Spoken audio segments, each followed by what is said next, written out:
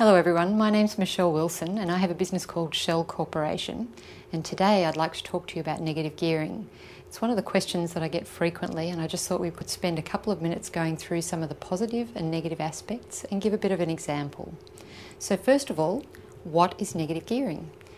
Negative gearing is simply a situation where you purchase an investment asset and the interest on the asset is in excess of the income that it generates. So you have a loss.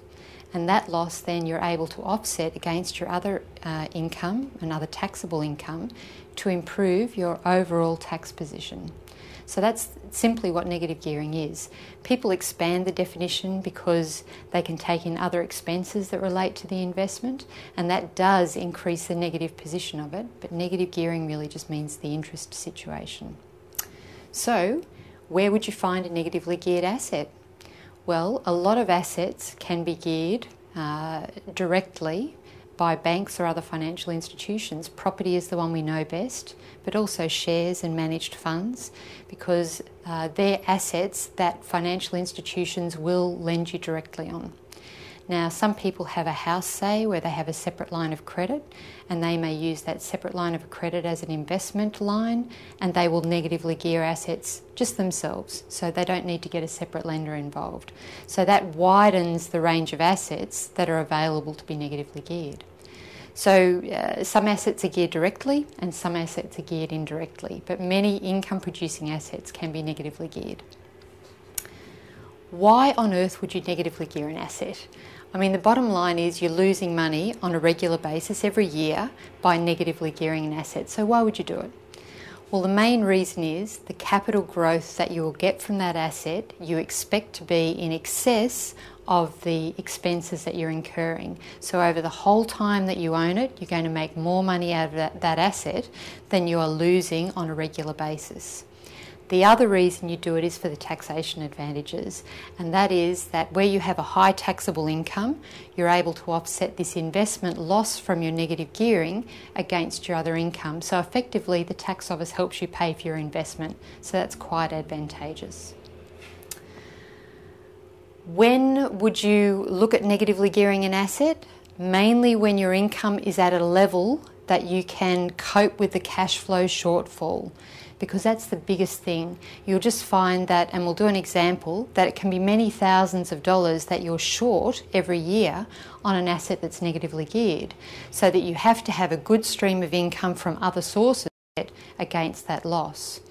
The other reason is that you expect there's going to be good capital gain from an asset, because if you don't have the capital growth, you're literally throwing your money away year after year.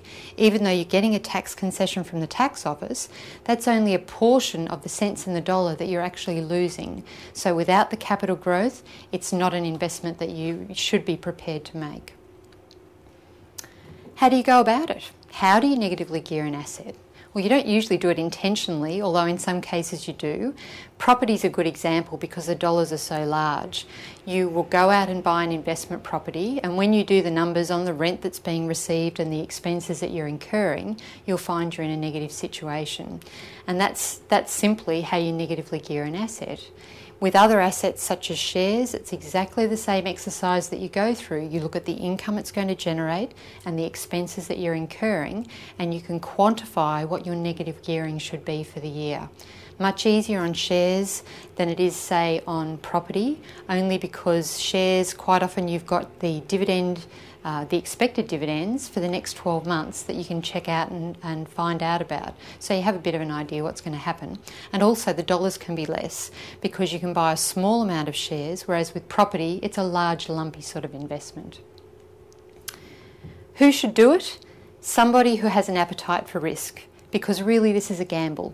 You're gambling that the asset you're going to buy is going to increase in value by more than the expenses you're incurring. So you have to have a little bit of risk about you to want to do this. The other thing is you have to have a good source of income. So as long as you have the cash flow coming through, then you can support the negative gearing over a period of time. I wouldn't do this if you're just starting a business or you're in a risky occupation, because if your other income stops, then you're left with the commitment and it can quite often be difficult to meet. So I thought we'll do an example. It's the easiest way to look at it. So I have a rental property that has a $400,000 loan on it, and the rent is $400 a week. So over 52 weeks, my rent is $20,800. All right, now my interest bill on my $400,000 at the moment is 6%. So that is $24,000. So my loss for negative gearing purposes is $3,200. And so you can have a look at that on a weekly, but it's less than $100 a week, but still, it's still a significant amount that has to be met. Now just say, for example, instead of my interest being at 6%, the interest rates go up and up and up, and my interest rate goes up to, say, 8%.